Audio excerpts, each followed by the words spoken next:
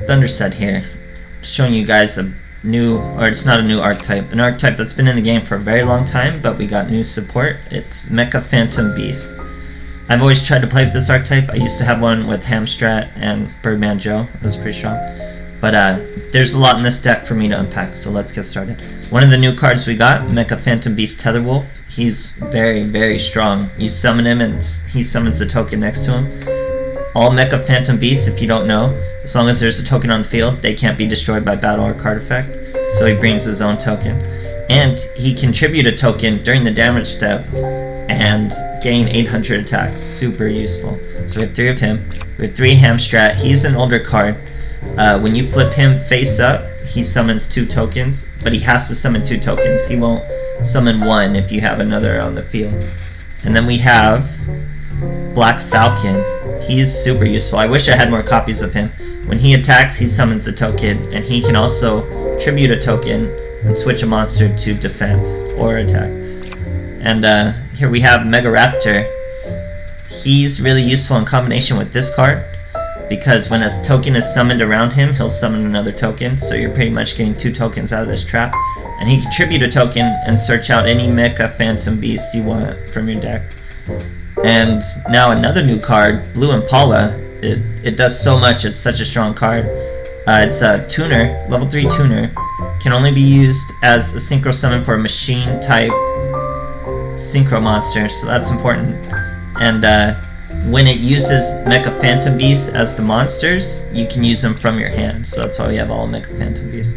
And if that wasn't good enough, he also has a second effect where if it's in the graveyard, you can, and you have no monsters, you can activate his effect and you get 1 free token. So I only had 2 of him.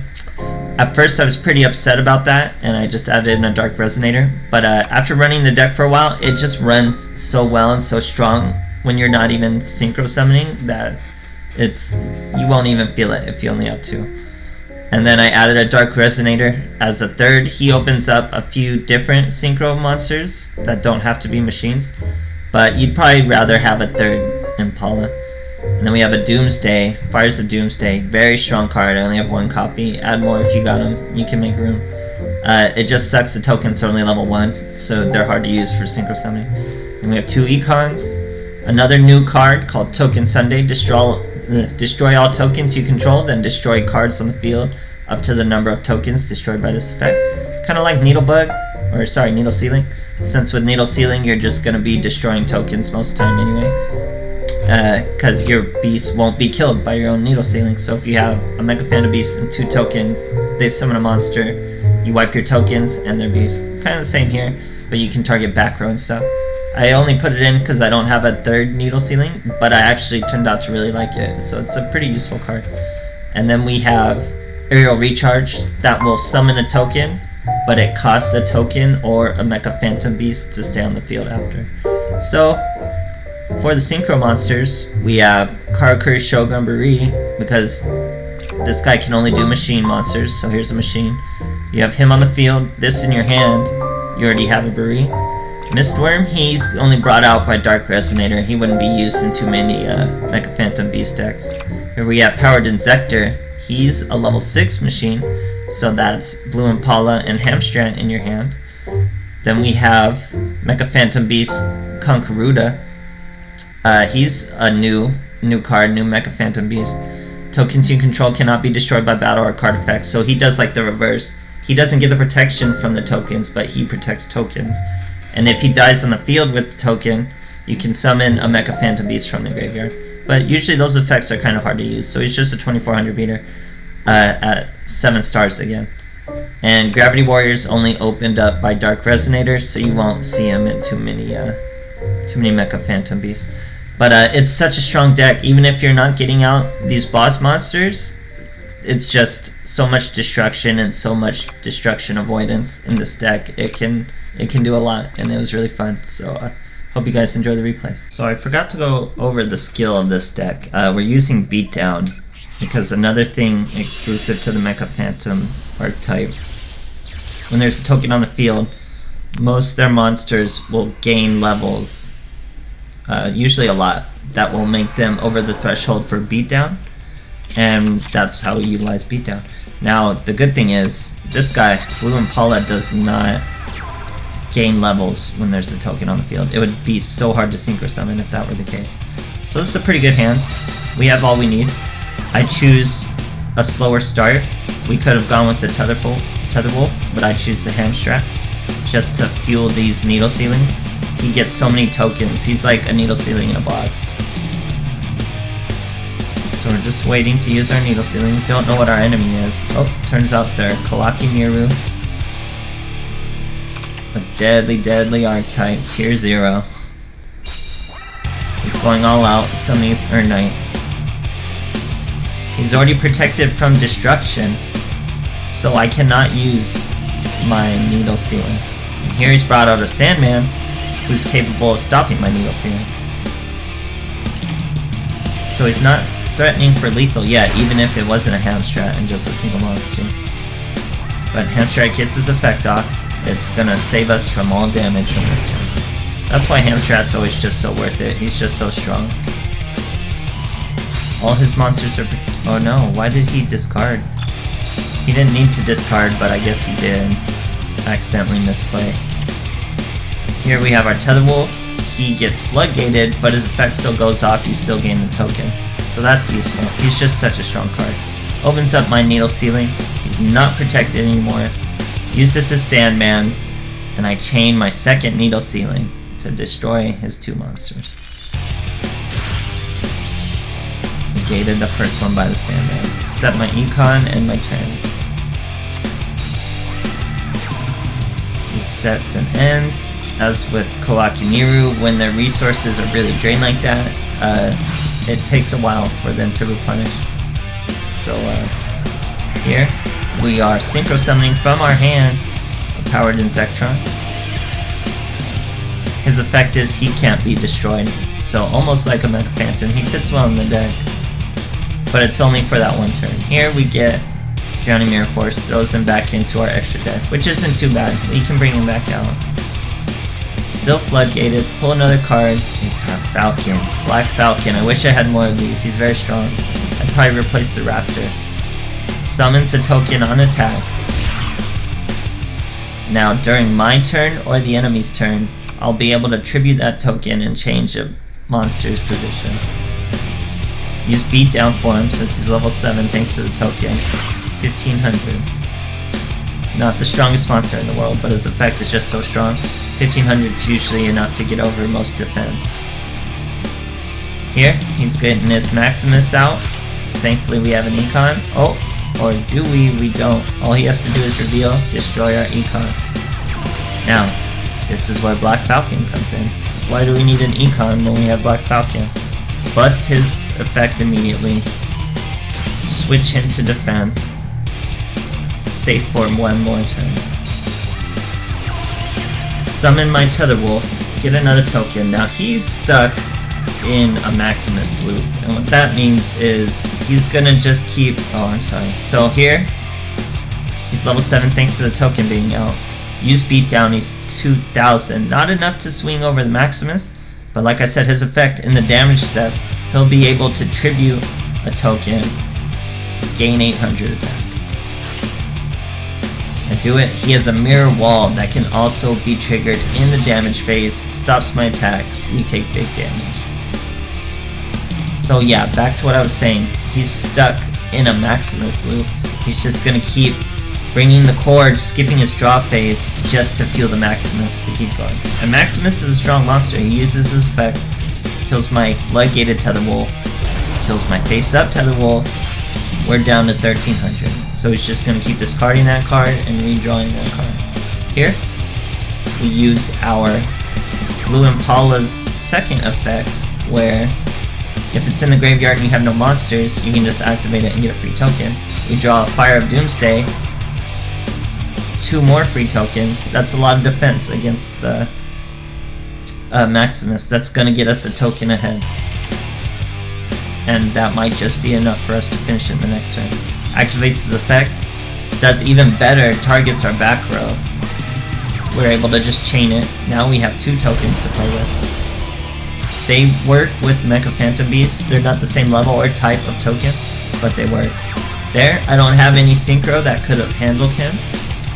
Not with Dark Resonators, so I have to just set him face down. Gets destroyed. Lost another turn. Next, we draw an Econ, and that's easy cheese. Didn't even need to summon him. Just Econ take, and that's what happens when you get stuck in a Maximus lock. You let your opponent just draw any card they need. So you can see how long this archetype can survive, even against Kawaki Mirus. So a lot of my new decks I'm able to use on Jack Atlas. He has good skills like beatdown and level augmentation. So here, you'll see a lot of Jack Atlas on the ladder, I'm sure. This one has Grit. You see, Grit's a good skill too. So here we have a Tetherwolf and an Impala in hand. Choose to start with a Tetherwolf since it's turn 1, instead of starting with a Synchro. Set both the Econs and our turn. What are we fighting? Kawaki-Miru, of course. He's searching his Urn Knight. Protects himself from destruction immediately. Good move. As soon as the Urn Knight's out, I tribute off the token, take control, he ends his turn. Go into a Dark Resonator, use our Impala instead. Bring out our Concoruda. So he doesn't have a token to support him, but he's more than strong enough to fight an Urn Knight. Take out the Urn Knight. Enemy's turn. One face down set, not super rare to see from a Kawaki-Miru when they don't have their perfect combo. Summon my Dark Resonator just because its attack value isn't actually that bad. Try to, I know all Kawaki-Miru usually have a defense of around 1200. I don't know about Urn Knight, maybe a little more for him, but I figured 1300 was enough to swing over. One set, face up Sandman, probably will attack my Dark Resonator, but he cannot be killed the first instance of his face of a turn.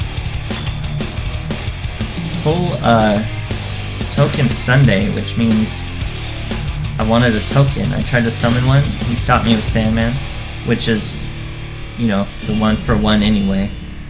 Get Canadian on my Concoruda and just finish it with the Dark Resonator. Nice and fast, nice and easy, lots of resources to play with the tokens. So this deck isn't super reliant on the Synchro Monsters. You probably do want about 3 tuners in your decks regardless still, just because Synchro summoning from your hand is so strong. It's just so strong. So let's see what we got here. Hamstrat and Needle Sealing are always an excellent combo. Here, since it's turn 2, I like to go a little more aggressive with Black Falcon to attack and summon the token. Since he only had one set. He gets Canadian, Swordswoman. He's gonna attack into. Oh no, sorry. He summons the Silent Swordsman. Kind of annoying, not super worrying. Attacks into us knowing we have more defense than him. It's kind of a weird move, since he could have checked. Pull into an aerial recharge. Set our Hamstrat. Here, with Black Falcon, what I was trying to do was summon the token, and then you can switch him to defense before your attack resolves. Wouldn't have worked because of Silent Sword Slash, so I didn't even burn the token. Here, it will work. Use my Needle Sealing, just lose 1 token, kill his monster.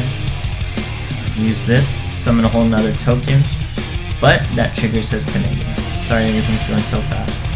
So, he special summons his level 7 swordsman from the other one being killed, searches his swordsman from his sword slash, and he's coming right back at me. Summons Justice Bringer, so happy he gets rid of it. I was kind of scared he was going to keep that on the field. It would have been pretty aggressive. I tribute my Black Falcon's token to turn him to defense. He can't get over my Hamstrat. Now there's room for my Hamstrat to summon. So we're looking good. I get rid of the Hamstrat for the aerial recharge just to make room for the Impala. Now we have options. We're gonna get our Insectron, sorry. Insectron. So he can't be destroyed the turn he's summoned. That's his effect. He has nothing to do with the tokens. Doesn't really do anything for the tokens. Able to destroy the level 7. We have to tribute a token for aerial recharge. That's why that one left. Let's see what he looks like. Oh, he's pretty ugly. Summon another token, so we have something to tribute. He brings out another Justice Bringer. Luckily his effect has already been used. So destroy my tokens. It means I have nothing to tribute for aerial recharge. Yet our boy, the Tetherwolf, cannot use Token Sunday because Silent Swordsman negates all spells. Beat down, 2300. Contribute the token, 3100. Get over, hit the first one. Had he a second one, we still could have swung over him with the Exectron. Tetherwolf busted him open. Exectron could have killed the level 7 had he a second level 7. He didn't, so the game was even easier. But if he did, thanks to Tetherwolf's effect, we were gonna swing over a Silent Swordsman and a Silent Swordsman level 7. Here, just the last ditch effort.